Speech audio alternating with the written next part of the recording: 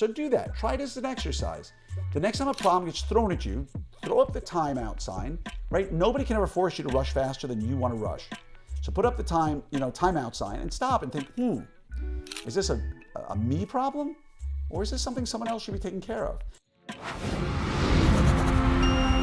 Hello there, everybody, and welcome to another episode of your 5-Minute Friday. I'm your host, Dr. Glenn Krieger, and today I want to talk about your problem.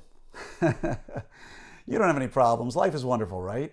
And I've talked about this before, and I did talk about in Fiji, I gave 3 lectures, and the one that was really, again, I'm not going to tell you how my lectures went because that'd be haughty, and I thought they went pretty well, but of the 3, one that people said, wow, like that was ridiculously powerful, was the one on how to live your best life. And the part of it that really resonated with people, I've talked a little bit about it in another podcast, but another area is about problem solving. Because, as a matter of fact, I was just with my therapist today talking about problem solving. And the fact that it's very, very important for people in life to not take on other people's problems. Take a therapist, for example. Could you imagine what would happen if a therapist hears your problems and took them on as their own? Could you imagine the emotional and mental burden that they would have to go through to do that? And there are people who do that. And I know a therapist who had a breakdown because of it, because they couldn't separate themselves from their patients' problems. And so we had a great conversation about this and discussing the fact that, you can make something not your problem, but still be there to be a friend and to help. So anybody who knows me in life knows there's only 2 kinds of problems in the world, right? Only 2. My problem and not my problem. Now, I don't mean that in a callous way. Right? If you've got a problem, I always tell you to reach out to me, and I will be here for you, and we'll get on the phone, or we'll Zoom, and we'll talk about your problem, and we'll figure it out, and we'll solve it if I'm able to spend the time, obviously. But once we get off the Zoom, I will have hopefully given you ideas and thoughts and exercises and ways to deal with that problem in a way that you feel is good. I'm here to be a sounding board. I'm here to be a friend. I'm here to help you in any way I can. But the moment we get off that phone, it is not my problem. Right? I might check in with you and say, hey, how's it going? But I'm not giving any thought to the problem as my burden at that point. And all too often, many of us, we take on problems that don't necessarily have to be our problems, right? And so number one, the first thing I want you to do when somebody comes to you with any sort of problem, right? Dr. Krieger, we have to solve this issue in the office. Time out, stop and analyze for a second. Is this your problem? Or is this a problem that someone else should be handling? Now, some of us have trouble turning off the micromanaging, and you have to. The best leaders in the world are not micromanagers. As a matter of fact, the worst leaders in the world are the micromanagers, right? They don't let people do things to themselves. It can happen in parenting as well. If you did your kids' homework every night for them, sure, they're going to get great grades, but did you really do them a favor? So training people effectively, getting them systems and resources they need, and allowing them to succeed is arguably the best tool you can have in your toolbox. And best of all, it's not your problem. It's their problem, but you're helping them solve it. So the first thing I want you to do when a problem comes your way in the office is immediately give if you can see this on screen, if you're watching it, give the timeout signal with your hands. Tell me, give me a second here. I need to think about this. So Mrs. Johnson just called and said she only wants 4:30 appointments. She's angry at you. She's on the phone, and you want me to get on the phone with her.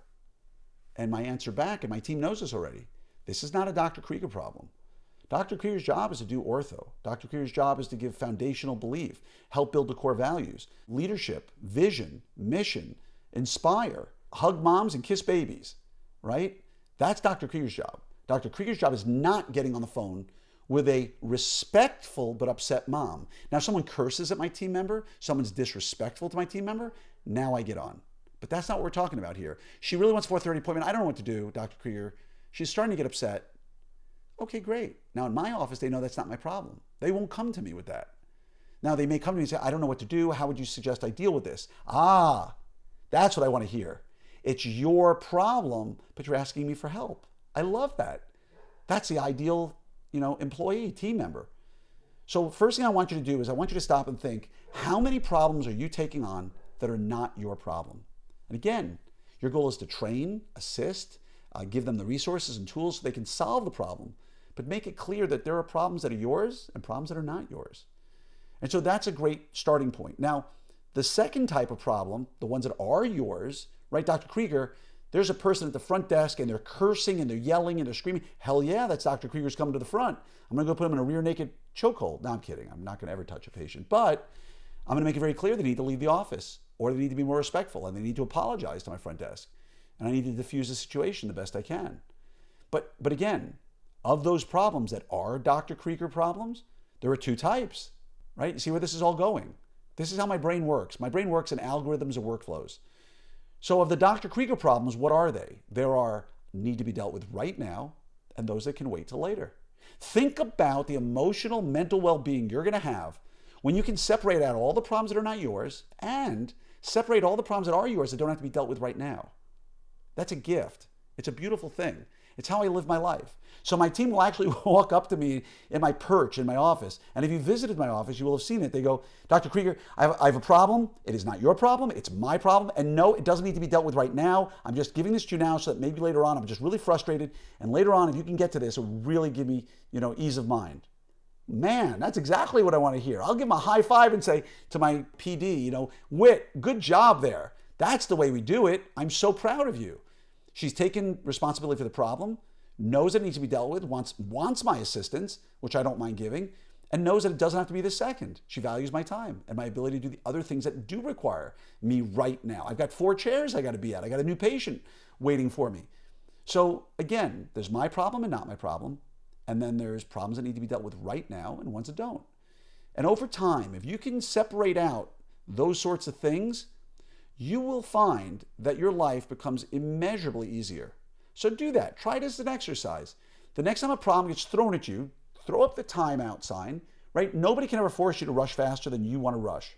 So put up the timeout sign and stop and think, is this a me problem? Or is this something someone else should be taking care of? Now, maybe it's not the person who brings you the problem. Maybe your TC is bringing you a problem. A lab case is not here. I don't know where. Time out. Is this something I'm involved in? The lab case isn't here. Is Dr. Krieger involved in this? No, who's involved in this? Oh, our clinical lead. Well, let's bring her into the discussion. Does it need to be dealt with right now, or are you waiting for a lab case that's going to be back in a week and you're just concerned?